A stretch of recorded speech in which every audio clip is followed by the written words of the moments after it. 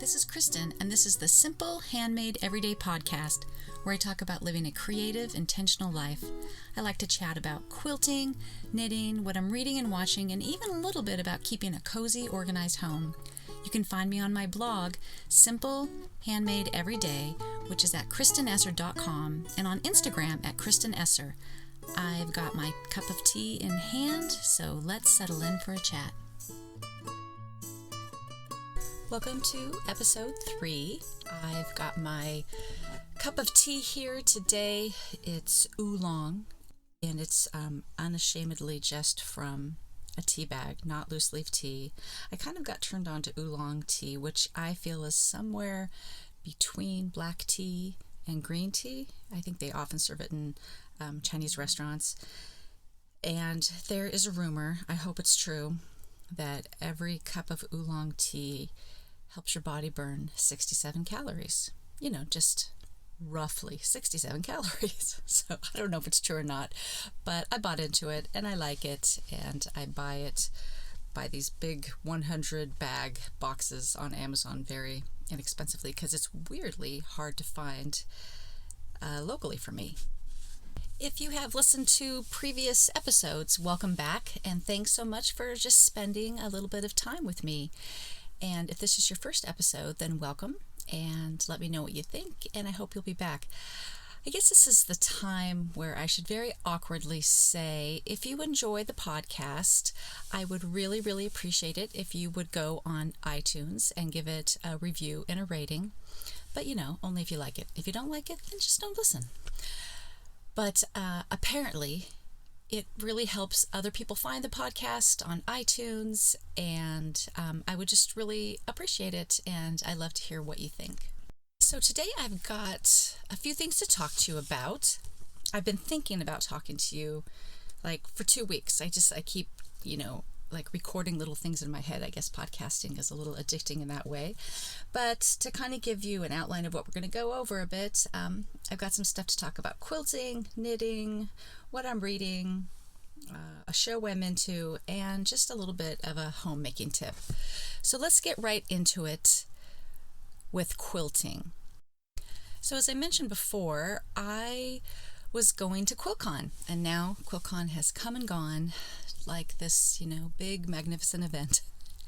And I want to talk to you a little bit about it. I feel like it is just, covered to the nth degree. If you are into quilting and you're on social media, you know who won Best in Show. You've seen all the really good quilts. So I'm not sure there's a lot left to say, other than my experience was really fun. I was able to go on, it opened on Thursday. I went on Friday, and I was able to meet in person my friend Holly Ann Knight from String and Story, and we talk all the time, as I mentioned before, through Facebook Messenger, and she is the president of Quilts for Cure, and we did these quilts.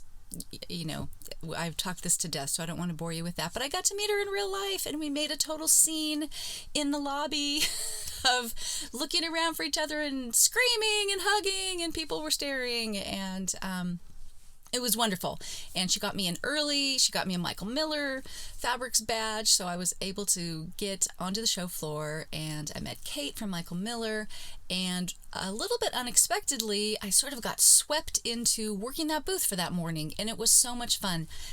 Michael Miller was cutting up Michael Miller Fabrics, as represented by Kate, was cutting up fabrics for they call them the friendship quilts, the charity quilts for next year. So people got to pick some fabric and take it with them, and then they will make a 6.5 inch unfinished block and send it back to be made into these quilts that will be given to kids with cancer. It's so amazing.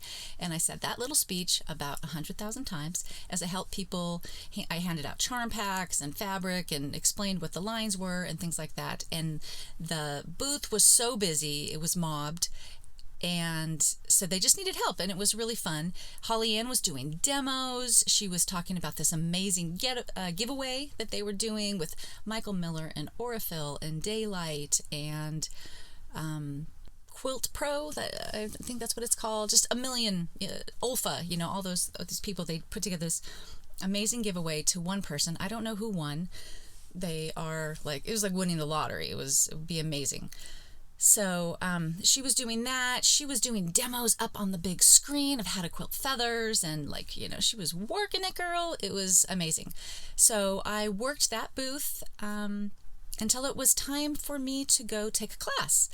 And I took an EQ8 class from Amy Ellis, and it was great.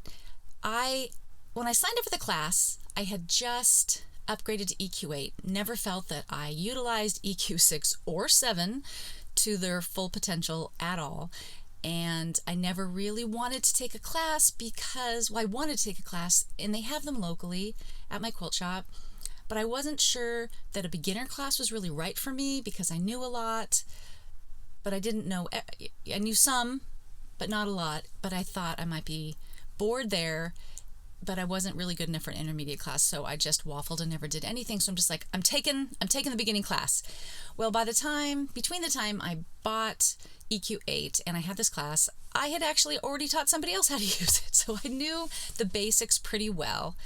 So it was a 3-hour class. The first hour and a half were not so great, because I knew Amy Ellis is a fine teacher. She showed us quilts at the beginning of the class that she had designed in EQ8, and I was really hopeful because all the quilts that she showed were not traditional block grid-based quilts, and that's the only thing I know how to do in EQ is that very traditional layout, and I'd like to do something a little bit more ambitious and irregular and modern.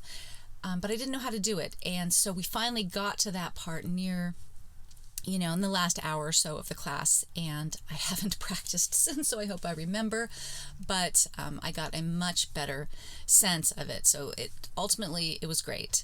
And then I had about an hour to go before the show closed. I did a quick spin around the vendor floor and just kind of saw, who was there. And didn't buy anything, or I really didn't buy much of anything anywhere, to be honest with you. And then Holly Ann and I got to go to dinner together, which was great. And it's just, one of those things where you know somebody from online and have never spent any time in real life. But when you get to be in real life, it's like you've known them forever, which just really goes to show you that these relationships that we form online are real. They are actual connections. I had that same situation with my friend Frances of the Off Kilter Quilt. We have talked many times and emailed, but in real life, is this true? I guess so. I have only really seen her once in real life, and we had dinner. And again, it was the same thing. It's just like we just picked up, we live next door to each other, and I just really actually find that, amazing. So we ended up going home that night. The QuiltCon's in Pasadena, and I live about 50 miles away. So that was really nice. Although Holly Ann told me I could totally crash in her hotel room, I wanted to just come home and kind of keep this some semblance of normal family life, even though I told my family, pretend I'm traveling, but I will be home in the morning and at night. So I went back on Saturday, and this was my chance to really see the show, and I spent quite a long time walking the show. And my first impression of it was complete intimidation. I know I'm supposed to be inspired by these amazing quilts, but to be honest with you, my first impression was, hang it up. You are never going to do any of this. This is amazing. Your brain doesn't even think like this. Look at this amazing quilting, the workmanship of the piecing, the ideas, it's like going to an art show, and I was just like, oh my gosh, what am I doing? And so part of the reason that is the case is, I don't know how it is when it's QuiltCon East, but in this venue in Pasadena, all the really amazing quilts are right when you walk in, like the winners. And so, those are the first things that hit you. And then there's a separate building with a lot of the other quilts. And by the time I worked my way slowly through the quilts in the main vendor hall, and then eventually got over to the second haul, then I started seeing things that I felt were more relatable. That like, oh, okay, I can do that. That's very cool, but that is attainable. And so it took me a while to really just sort of mentally wrap my mind around it. And then I started to feel inspired. I have never entered a show, like a quilt in a show. I'm not sure I ever will, but I started taking inspiration instead of just being intimidated. Holly Ann and I actually did this little Facebook Live. It's actually Holly Ann did it, and I just followed her around and gave color commentary, which was really fun. But I was trying to keep my eyes open for what the trends were. I went to QuiltCon 2 years ago, the last time it was in Pasadena, and so I only have that to compare it to. And a couple of the things or a few things that I noticed is that there were more use of prints this time. I think of modern quilting as being very solids based, and that's something that I really want to explore this year. Because I am kind of a prints girl, but I just, want to do some things that get me out of my comfort zone. I saw lots of quilts with prints. I saw a lot of tiny piecing, like little log cabins or rail fence blocks that the center square is 1/4 inch. I mean, just tiny. And each of the little, rounds of fabric are like 1/4 inch. Just tiny piecing, sometimes tiny improv piecing, often kind of wonky piecing, and no one can blame you for doing some wonky piecing when you're talking on that level. But I thought that was kind of interesting.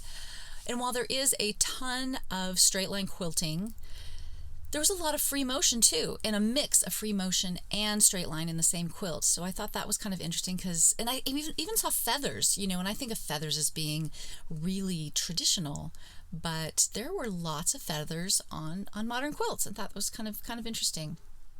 Overall, I think what I really saw is just an increased level of sophistication in the modern quilt movement. It's not that old, this movement, and so it's growing up, and people are kind of figuring stuff out and figuring out what works, and it's just getting more and more sophisticated, which is why I feel like maybe I was so intimidated when I first came in, because there are some absolute real masters, and I really have found that a lot of the people who are good at this, they are surface designers, they are graphic designers, they are engineers, and I am none of those things. But yeah, so I just think that the movement is just getting better and better. So one quilt that I kind of want to talk about, that I've never seen anybody show it online, and I'm sure I took a picture of it. I only took pictures with my phone, but it was this quilt. It won like second place in applique, and it was big, and it was a cutaway view into a jail or a prison of many floors, and so each of the blocks was a person in a jail cell, and I was just standing there like amazed. It was gruesome, or it wasn't like, oh, it's so pretty, but it was such a statement, and I was just looking at each different cell. Like people were doing different things in different cells. This guy is lifting weights, and this guy's reading a book, and this guy's sitting on the toilet. This guy's bending over, and you can see the little pockets in his little orange jumpsuit. There's a guy who had hung himself. There was a guy that was just like a puddle on the floor. And so this other woman was looking at this quilt too, and we got into this little conversation about just, oh my gosh, did you see this one? Oh gosh, what do you think this means? And who would think to use pink fabric in the cell where the guy's lifting weights? My brain just doesn't think that way. Well, it turned out to be, see if I can get her name right, Cheryl Brinkley of Meadow Mist Designs, and she just had a book that came out, and we just started talking. I didn't know who she was. We introduced, ourselves, and we just had this, pretty fun 5 minutes of discussing this quilt, and then she just asked if I had a quilt in the show. No. Do you have a quilt in the show? She had 2, so I'm like, show me. So they were both amazing, and turns out she's an engineer. She is a patent officer, a patent writer. And she said something that I thought was really interesting. We were just talking about perfectionism. I don't know, and accuracy. I don't know how we got onto that, but I said, Oh, I just listened to this podcast, the Abby Glassenberg While She Naps podcast with Mr. Domestic, and he had this little quote that I thought was pretty good, which is he is a bit of a stickler for accuracy, and so he shoots for 95% accuracy because that last 5% can just really steal your joy. And I thought that was a great quote. And that's when she said, I actually write patents, and we say go for 90% because that last 10% can take you years. And I'm like, you know what? I like that one even better. I like 90% accuracy because that last 10% can really steal your joy. So that kind of has given me sort of a new mindset for how I want to approach quilt making and accuracy.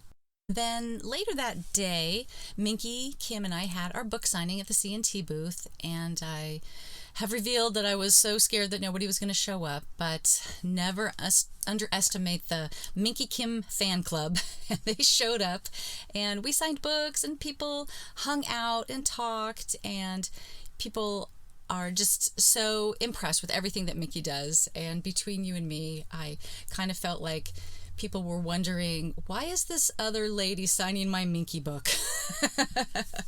So, which is totally fine because it is her design, it's her aesthetic, and I'm just glad that I had that part in just writing it and bringing it, to the market. Well, the QuiltCon section of this podcast is taking longer than I expected, so let me kind of just move on. And I guess the only other thing that I want to talk about is I've got 2 other projects that I'm working on. I mentioned that I had a bunch of works in progress, a bunch of unfinished quilts that I wanted to finish up this year, and I finally sort of revisited those this weekend, and I pulled out the Pineapple Quilt that I mentioned before that I bought as a kit when we went to Maui 5 or 6 years ago. And I was a new quilter, and I didn't think in any way about how a quilt was constructed, and this is a very heavily applique quilt, and I have been stuck on it for years, and I thought, you know what, just sit down and do a block a day. There's 9 pineapple blocks, and the stickler was the pineapples are done. It's the top. There are 13 leaves, and they're supposed to all be sort of a different green batik, and it just seemed like so fussy and so much work. So I just sat down, I dumped out all the little pieces, and I just put together a block like on the background, and I was like, oh, you know what? This is not that hard. And so I had resolved to do a block a day, but in true Kristen style, who is very all or nothing, I did 4 blocks that night, and I did another one last night, and so now I've just got like 4 more to do. So I'm very happy to have that on its way. And once they're all sort of fused down, then I have to tackle how I'm going to actually applique them down. So, but one problem at a time.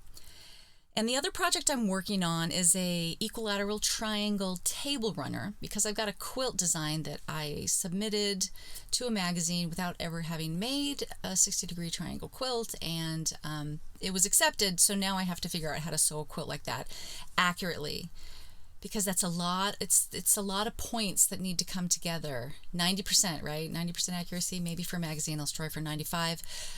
So I'm working on that, and I really, really suck at it right now. So I need to just kind of put in some time each day to, to sit down and sew accurately and kind of figure out the tricks of how to get those points to sort of come together.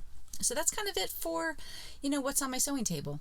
Let's continue with what's on my needles and what's happening in my knitting world. I recently sort of fell in love with knitting, and I have fallen out of love with it several times in the last few weeks.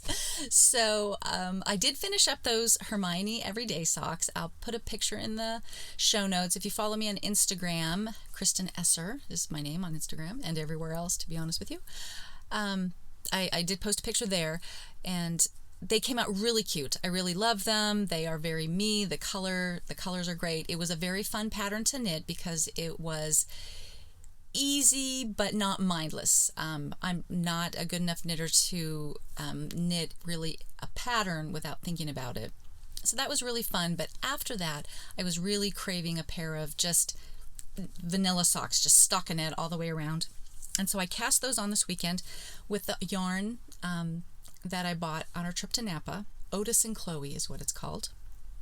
And oh my goodness, I had this day on Saturday where I spent all afternoon knitting on 2 different projects, and they were completely torn out, down to just balls of yarn and empty needles by the end of the night. So I was just like, are you really a knitter, Kristen? Because apparently you just are really terrible at this. So it was very frustrating. And I can't explain why. It just, things kept going wrong. So, but I do now finally have just a pair of plain vanilla socks that are with this really cute muted kind of Neapolitan ice cream self-striping. It's kind of like this chocolate and vanilla and some strawberry, so I'll take a picture of it. It's just a cuff right now. And I've switched over to knitting the magic loop, which I've always been a DPNs kind of person, but I've just heard a lot of people really like knitting magic loop, so I wanted to try it. And I bought a set of, they're called Chiago needles, and I've heard about them on podcasts, and I love them. I think the cable is actually kind of this metal cable with a red plastic coating over it, and it is so flexible, but it doesn't it doesn't get curly the way that nylon cables do. I have a set of Knit Picks interchangeables that I got when I first became a knitter, and they are fine, but they are not great. And that's where I realized that having these better cables that aren't just nylon really makes a huge difference. So anyway, so I've got a pair of, socks on the needles, which is really fine. But the project that I was really excited about are these colorwork colorwork mittens for my daughter before she goes to Norway. I've never done colorwork, but I just kind of practiced it. I did a gauge swatch, wasn't sure how to measure it. I actually went to my local knitting store and talked to them about, getting gauge, and felt like I really kind of knew what I was doing. I mean, I just had to practice. I've watched a bunch of videos, and I'm a continental knitter, so I basically have my red yarn on one side, my white yarn on the other of like my lap, and I hold both strands of yarn over one finger. So I just pick from the yarn color that I need. I can put a video in the show notes that explains it pretty well, shows it pretty well. And I was really enjoying it. And then I got, I don't know, and it was the first time I was reading a chart. I mean, felt like I was just knocking off knitting skills left and right. And then somewhere along the line, I look at it and I realize, why is this stitch looking funny? And it turns out I had dropped a stitch along the way. I could not get it worked back up in pattern, so I thought I'll just rip back to that point, and then it just all fell apart, and I just ended up ripping the whole thing out. And then I have recast on a couple times, and things just keep going wrong. So it's on timeout right now, and I just wanted some mindless knitting to remind myself that I knew how to knit. I did learn a new cast on, which I'm really excited about for those mittens. It's a very stretchy cast on called the Old Norwegian cast on, or the German twisted cast on. It's very stretchy, and I actually used it on my pair of socks that I just cast on as well, because I do a long tail cast on, and I always feel like that's when you first put your feet in those socks, it's a little, I don't know, it's not stretchy enough. So I'm kind of excited that I learned that. When I looked up a video for it, and I'll put it in the show notes, it blew my mind. It's like, I was like, I will never figure this out. But it's not that much different from a long tail cast on. And if you just watch the video a few times, it actually, the muscle memory kicks in. So I will put that in the show notes. And it's put on, that tutorial is by, I think it's called Very Pink Knits, and she has amazing knitting tutorials. Like, you could absolutely just learn to knit by watching that YouTube channel. Now on to what I've been reading. After my just love affair with the Louise Penny books, I've struggled to find a novel that I've just really want to dig into. I've tried a few that haven't worked out. I abandoned the little bookshop on the corner. I might finish it someday. It's like a total vacation beach read, so it's just a little light for me, and that hasn't been what I was looking for. I ended up just taking Outlander back to the library. I just was not getting into that. But what I did pick up is this book of short stories that you may have seen making the rounds right now, called Margaret Goes Modern. It's written by Frances O'Rourke Dowell, the host of the Off Kilter Quilt. And she, in addition to being an amazing children's book author, she also writes quilt fiction and has a website, quiltfiction.com. She wrote Birds in the Air last year, which was an amazing book, just so much fun to read, about a woman and her family that moved to the Appalachian Mountains in search of that simple life, and she discovers quilting and a bunch of quirky characters in this town and has some trouble fitting in, and it's a great book, and I hope you should read it if you haven't, and but I know a lot of you probably have. So now Frances is actually working on a sequel to that book called Stars Upon Stars, and I'm super excited to read that when it comes out. But she did, in the meantime, this series of short stories, and one of them is called Margaret Goes Modern, and that is the name of the book. I think it's Margaret Goes Modern and Other Short Stories. It has just been like the perfect transition book that I need. You know, it's one of those things where you can just like sit down with a cup of tea or before you go to bed and read a story beginning to end, and they've just got that fun quilty vibe. I love reading quilt fiction because it makes me want to go sew. It's like it combines these two things I love, reading and sewing, as I'm, listening or reading about this person who is discovering something about quilting or making a quilt. I just like sort of imagine myself doing that, and I want to get in the sewing room.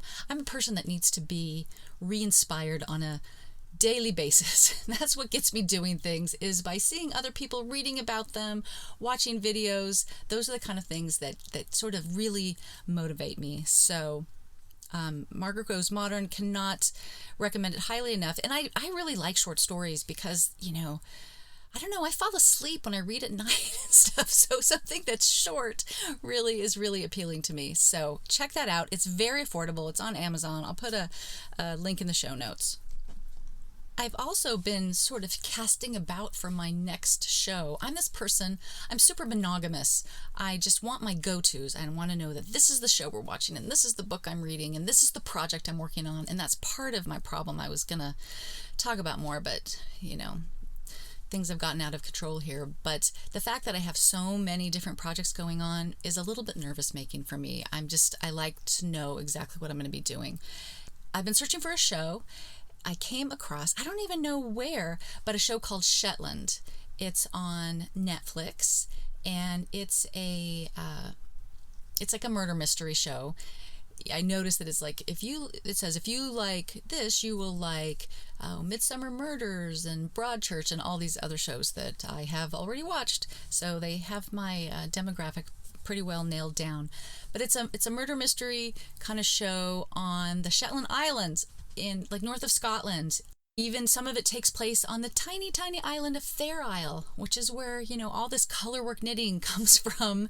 It's very close to Norway, which is the colorwork knitting's a big deal there too. And it kind of all makes sense to me now that I've done a little bit of these colorwork mittens, even if it has been ripped out. And that is that when you do color work, your knitting is twice as thick because whatever yarn you're not knitting with is being carried behind it, which makes everything really thick. And you can just tell by looking at the gorgeous scenery in this show that it's freezing cold and windy all the time there. It just makes so much sense that that's where, these this style of knitting originated from. So I've totally been enjoying that. It's my show to sit down when I'm knitting or folding laundry or, at the sewing machine or whatever. And I'm really enjoying it. There's not very many seasons, and it's got that British thing that the seasons are like 3 episodes long. What is up with that? Give me a 24 episode season. So anyways, Shetland is the show I'm watching, and I'm totally, totally loving it. The last thing I wanted to talk about is what's working for me homemaking wise.